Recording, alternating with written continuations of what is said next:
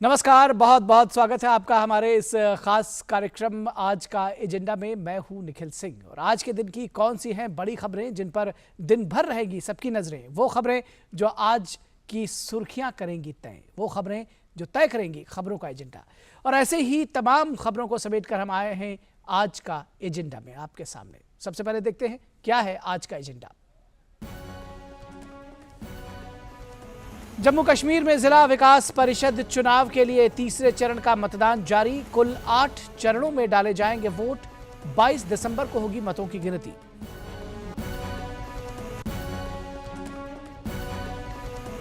Greater Hyderabad municipal corporation चुनाव की मतगणना के बीच भाजपा ने तेलंगाना हाईकोर्ट का किया रुख।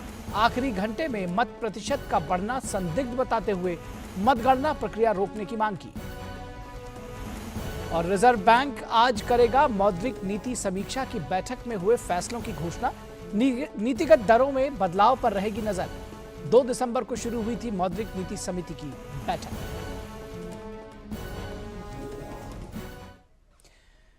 और सबसे पहले बात करेंगे जम्मू कश्मीर के डीडीसी चुनावों की। जम्मू कश्मीर में जिला विकास परिषद यानी कि डीडीसी के चुनाव के तीसरे चरण का मतदान आज जारी है और इस चरण में 33 निर्वाचन क्षेत्रों के लिए वोट डाले जा रहे हैं।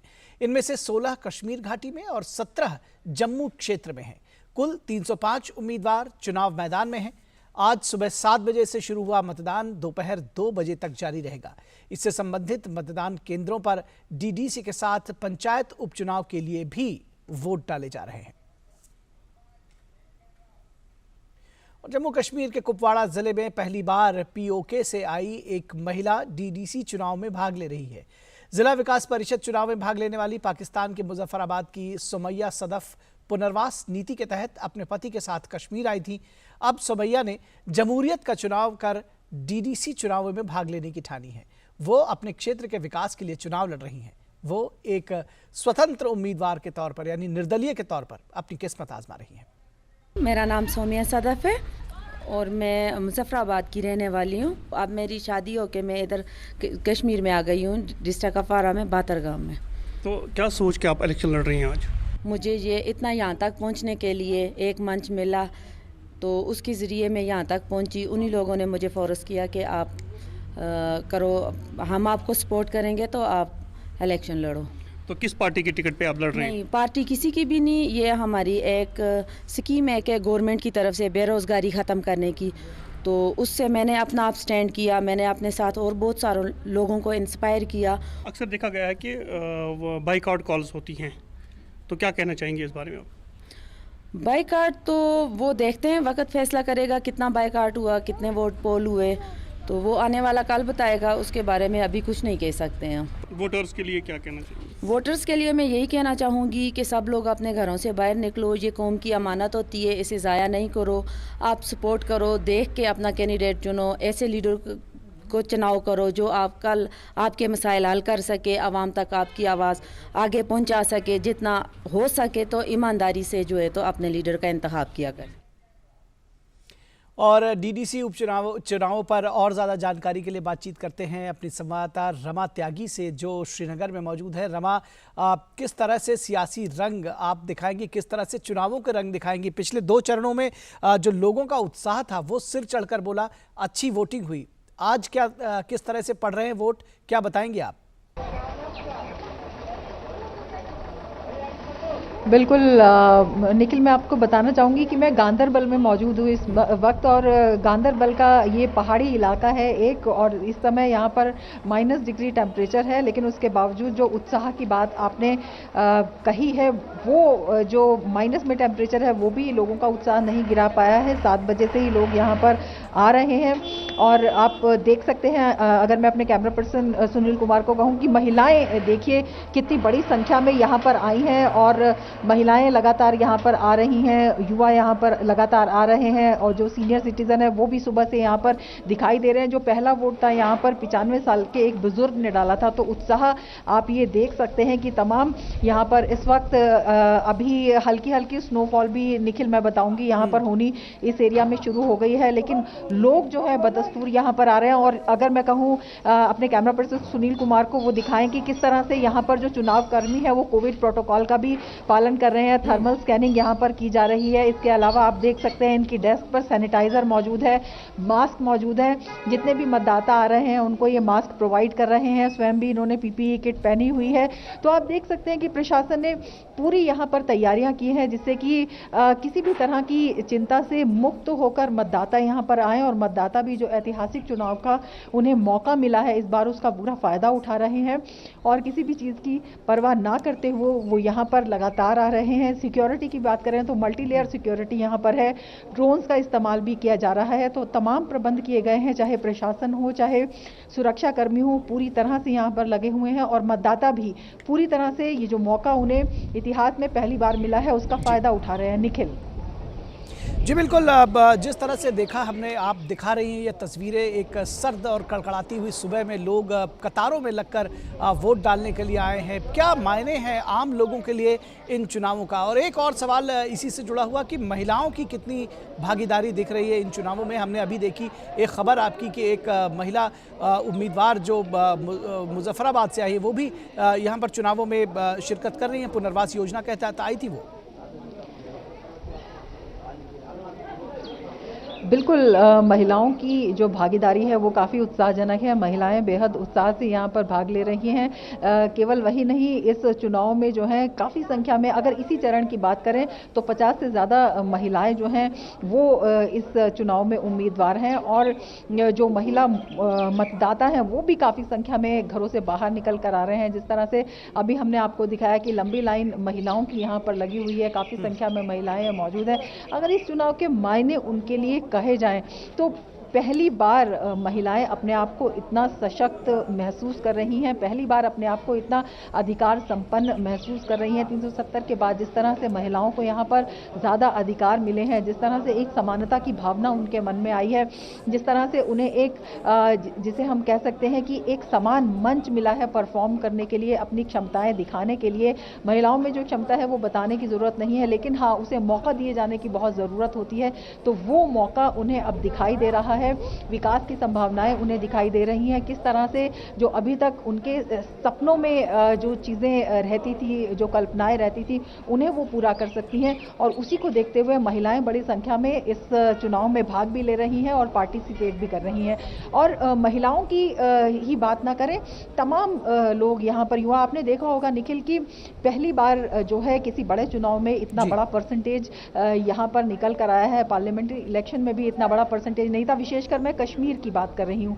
कश्मीर में 40 से ऊपर परसेंटेज आना, मतदान प्रतिशत जाना, ये अपने आप में दिखाता है कि यहाँ पर जो विभिन्न प्रकार की जो पहले कन्फ्यूजन्स थी या पहले जो भय का माहौल था उससे लोग उभरे हैं और निश्चिंत होकर और एक क्लियर विजन लेकर अब वो यहाँ पर आ रहे हैं, चाहे उम्मीदवारों की बात हो चाहे यहाँ पर मतदाताओं की बात हो। जी रमा, पिछले 70 सालों में जिस तरह आपने कहा कि कभी इतना जिसको कहते हैं लोग उमड़े नहीं वोट डालने के लिए, डीडीसी चुनावों में पहली बार वोट डाल रहे हैं। 370 धारा 377 के तमाम प्रावधान खत्म किए गए हैं। क्या परिवर्तन अब देखती हैं आप इनके जीवन में और किस तरह से ये जो आम लोग हैं इस फर्क को महसूस कर रहे हैं और ख़ास तौर पर इन चुनावों के मद्देनजर? सबसे पहले तो अनुच्छेद 370 में संशोधन के बाद और 35A के हटने के बाद सबसे बड़ा परिवर्तन तो ये आया है कि एक कन्फ्यूजन की मानसिकता थी, एक जो भ्रम की मानसिकता थी, उससे लोग उभरे हैं। विभिन्न दलों के द्वारा जो लगातार इन लोगों का एक तरह से हम कह सकते हैं कि इस्तेमाल किया जा रहा था अपने फ़ायदे के लिए, लेकिन इनके काम नहीं हो रहे थे, उससे लोग उभरे हैं। और वो साफ तौर पर लोगों ने यहाँ पर कहा भी कि लगातार जिस तरह से एक परिवार की जो पॉलिटिक्स थी, डायनेस्टी पॉलिटिक्स थी, या फिर एक भ्रष्टाचार था जिसमें कि जो विकास था कुछ ही लोगों तक सीमित था, जो फायदा होता था वो कुछ ही लोगों को मिलता था। सत्ता की चाबी जिनके हाथ में थी उन्हीं के आसपास के ग्रुप थे। अगर सरकार में भी किसी भी तरह की अपॉर्चुनिटी आती थी तो कुछ ही लोगों को वहां पर मिल पाती थी, उनके रिश्तेदारों को मिल पाती थी, आम लोग उससे वंचित रहता था। तो कहीं ना कहीं ये उत्साह लोगों में जगा है कि अब जो फायदा है वो सभी लोगों में समान रूप से वितरित होगा जो विकास का लाभ है या अन्य योजनाओं का लाभ है या फिर पूरे देश में जो योजनाएं लागू होती थी वो यहाँ पर लागू हुई हैं। तो जिन चीज़ों से जम्मू कश्मीर वंचित रहता था उसका लाभ अब यहाँ पर मिलना शुरू हुआ है। तो एक और जो वही हम बात कर रहे हैं कि एक समान प्लेटफॉर्म, समानता की और एक समान अधिकार जो नागरिक चाहता है अपने देश से, अपनी सरकार से, वो यहाँ पर मिलना शुरू हुआ है। तो उससे यहाँ पर लोगों में कॉन्फिडेंस आया है, विश्वास आया है, एक क्लियर विजन आया है। और अगर हम डीडीसी चुनाव की बात करें, क्यों इस चुनाव को इतना बड़ा कहा जा रहा है, एक नई लेयर गवर्नेंस की इससे यहाँ पर बनती हुई दिखाई दे रही है, जिससे कि ये अगर डीटीसी की हम बात करते हैं, डिस्ट्रिक्ट डेवलपमेंट बोर्ड काउंसिल, ये अभी district development board, planning and development board है, उसको रिप्लेस करेगा। और उसमें जो अभी तक जो उसको हेड करते थे वो एमपी होते थे, एमएलए होते थे, डीसी उसमें साथ होते थे। तो एक तरह से जो लोगों की डायरेक्ट पहुंच थी वो उतना नहीं थी। अगर हम गाँव की बात करते हैं, आम आदमी की बात करते हैं, यहाँ पर जो फार फ्लंग एरियाज़ के या रिमोट एरियाज़ के लोग हैं वो डायरेक्ट अपने प्रतिनिधि चुन रहे हैं। ये प्रतिनिधि उनके बीच से जा रहे हैं, तो वो न केवल जो यहाँ की समस्याएं हैं उनको समझते हैं, किस तरह से समाधान हो सकता है या प्लानिंग में अभी तक क्या लूप होल्स रहे हैं वो समझ सकते हैं, किस तरह से उसे आगे करना चाहिए। और ये डीडीसी जो है वो प्लानिंग बोर्ड से, पहले का जो प्लानिंग बोर्ड है उससे ज्यादा पावरफुल है, ज्यादा सशक्त है, क्योंकि पहले उसकी जो अथॉरिटी थी वो प्लानिंग थी, अप्रूव करने की थी। यहाँ पर इनको प्लानिंग की अथॉरिटी है, प्लान्स को अप्रूव करने की है, इसके बाद फंड्स को अप्रूव करने की, और फिर इंप्लीमेंटेशन को भी किस तरह से फास्टर पेस पे लाया जाए उसकी अथॉरिटी है। तो आप देख सकते हैं कि किस तरह से एक बड़ा फायदा यहाँ पर लोगों को मिल रहा है, सीधे सीधे एक आम जन की सत्ता में भागीदारी। तो बिल्कुल अपना मुस्तकबिल खुद बना सकते हैं, वो बहुत महत्वपूर्ण है और इसीलिए उत्साह इतना बढ़ रहा है। बिल्कुल अपना मुस्तकबिल खुद बना सकते हैं, अपनी किस्मत खुद लिख सकते हैं और अब वो स्वयं अपने कम से कम अपने मालिक बन सकेंगे। जो जिस तरह से लोकतंत्र की जो खूबसूरती होती है उसका उनको फ़ायदा मिल सकेगा। बहुत शुक्रिया रमा इस तमाम बातचीत और जानकारी के लिए। हम समय समय पर आपसे और अपडेट आगे दिन में लेते रहेंगे। और बढ़ते हैं अगली खबर की तरफ, जो हमारे एजेंडा की एक प्रमुख खबर है। सियासत के नज़रिए से आज हैदराबाद के लिए बड़ा दिन है। यहाँ देश के सबसे बड़े नगर निगमों में से एक ग्रेटर हैदराबाद नगर निगम चुनाव की मतगणना हो रही है। यहाँ 150 वार्ड्स के लिए 1 दिसंबर को चुनाव हुए थे और इस नगर निगम में 4 जिले हैदराबाद, रंगारेड्डी, मेड्चल, मजकलगिरी और संगारेड्डी आते हैं। इस पूरे इलाके में 24 विधानसभा क्षेत्र शामिल हैं और तेलंगाना की 5 लोकसभा सीटें आती हैं। तो इससे इसका महत्व आप समझ सकते हैं। और इस चुनाव के जरिए 1122 उम्मीदवारों की किस्मत का आज फैसला हो रहा है, जिनमें बीजेपी के 149 प्रत्याशी भी शामिल हैं। टीआरएस ने सभी 150 सीटों पर अपने प्रत्याशी खड़े किए थे। कांग्रेस 146 सीटों पर उसने चुनाव लड़ा, जबकि असदुद्दीन ओवैसी की पार्टी ऑल इंडिया मजलिसे इत्तेहादुल मुस्लिमीन ने महज 51 सीटों पर अपने उम्मीदवार उतारे हैं। टीडीपी 106, सीपीआई 17, सीपीएम 12 और निर्दलीय 415 और अन्य पार्टियों से 76 प्रत्याशी चुनाव मैदान में हैं। 1 दिसंबर को हुए चुनाव में 9101 मतदान केंद्र बनाए गए थे, जिनमें 74,67,200 से अधिक मतदाताओं ने हिस्सा लिया था। दरअसल इतने वोटर थे और 46.55% मतदान हुआ था। 2016 में हुई इस नगर निगम के चुनाव में 45.29% वोटिंग हुई थी और टीआरएस ने 99 सीटें जीतकर मेयर का पद हासिल किया था, जबकि एआईएमआईएम को 44 सीटें मिली थी। वहीं बीजेपी महज 3 नगर निगम वार्ड जीत सकी थी और कांग्रेस को महज 2 वार्ड ही पे जीत मिली थी। तो इसकी वोटिंग आज चालू है। फिलहाल आपको बता दें कि उसमें भी एक बड़ी खबर हो रही है कि ग्रेटर हैदराबाद नगर निगम के जो चुनावों की मतगणना चल रही है, इसको रोकने के लिए भारतीय जनता पार्टी ने तेलंगाना हाईकोर्ट का दरवाजा खटखटाया है। तेलंगाना के राज्य भाजपा अध्यक्ष बंडी संजय ने कहा है कि आखिरी घंटे में मत प्रतिशत करीब 10% बढ़ना संदिग्ध है, लिहाजा उनकी पार्टी ने मतगणना प्रक्रिया को रोकने के लिए अदालत का रुख किया है। ये एक बड़ी खबर है और हाईकोर्ट का रुख किया है बीजेपी ने। और इस पूरी खबर पर बात करेंगे अपनी संवाददाता आयशा खानम से, जो हैदराबाद में मौजूद है। आयशा, सबसे पहले तो बीजेपी ने हाईकोर्ट का रुख किया है, इस खबर के बारे में बताइए, क्या कुछ कहा गया है, याचिका में क्या मांग की गई है, क्या कह रहे हैं बीजेपी के लोग? जी देखिए, बीजेपी के प्रदेश अध्यक्ष संजय कुमार ने कहा है कि ये जो आखिरी वक्त में जिस तरह से अचानक वोटिंग टर्नआउट बढ़ गया है, उस पर उन्हें शक है। और यही कहते हुए उन्होंने हैदराबाद हाईकोर्ट का दरवाज़ा खटखटाया है और कहा है कि चुनाव की जो काउंटिंग है, वोटिंग की जो काउंटिंग है, उस पर रोक लगाई जाए। हालांकि लीगल एक्सपर्ट्स ये कहते हैं कि इस समय क्योंकि प्रक्रिया शुरू हो चुकी है और गिनती शुरू हो चुकी है, तो ऐसे समय में शायद ही हाईकोर्ट इस पर कोई फैसला सुना सकता है। लेकिन फिलहाल एक तरफ बात रही कानूनी जद्दोजहद की, तो दूसरी तरफ बीजेपी के लिए एक अच्छी खबर ये आई कि अभी जबकि पोस्टल बैलेट्स की गिनती शुरू हो चुकी है, करीब 1900 से ज़्यादा पोस्टल बैलेट्स हैं। इन पोस्टल बैलेट्स की गिनती में बीजेपी टीआरएस से आगे है। ये अपने आप में एक बीजेपी के लिए ऐतिहासिक ट्रेंड माना जाएगा, क्योंकि इस समय बीजेपी 28 सीटों पर आगे है और टीआरएस जो है 8 सीटों पर आगे है। तो ये बीजेपी के लिए बहुत ही मोटिवेटिंग खबर है इस समय। और बीजेपी को इस बात का इंतज़ार है कि अब कुछ ही देर के बाद जो एक्चुअल काउंटिंग शुरू होगी, क्योंकि पेपर बैलेट्स पर वोटिंग हुई है, तो कुछ ही घंटों के बाद जो प्रक्रिया पूरी तरह से शुरू होगी।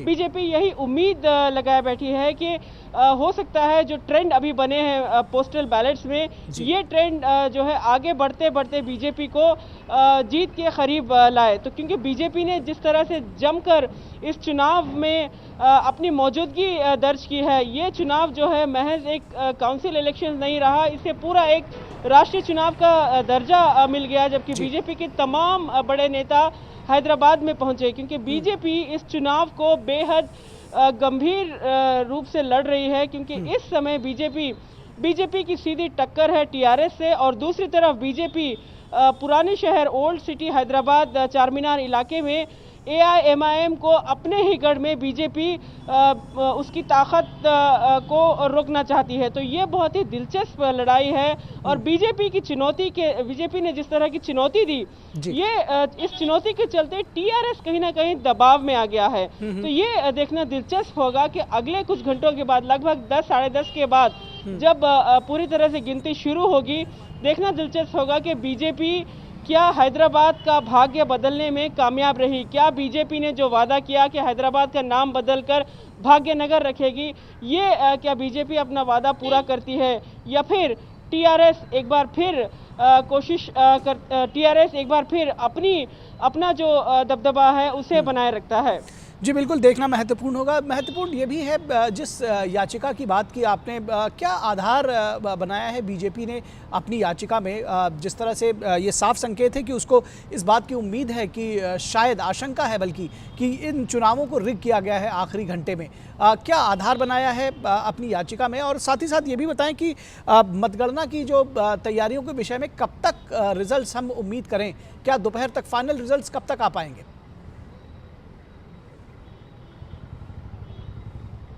जी देखिए, सबसे पहले मैं आपको बता दूं कि जो मतगणना की जो प्रोसेस है वो तो शुरू हो चुकी है, लेकिन पेपर बैलेट होने के चलते ये देरी होगी, क्योंकि करीब 11 साढ़े 11 के बाद से हमें पता चलने लगेगा कि असली ट्रेंड्स क्या हैं। तो हो सकता है शाम देर तक पूरे रिजल्ट्स घोषित हो जाएं, क्योंकि ये इलेक्ट्रॉनिक वोटिंग तो है नहीं। जाहिर सी बात है इसमें देरी ज़रूर लगेगी।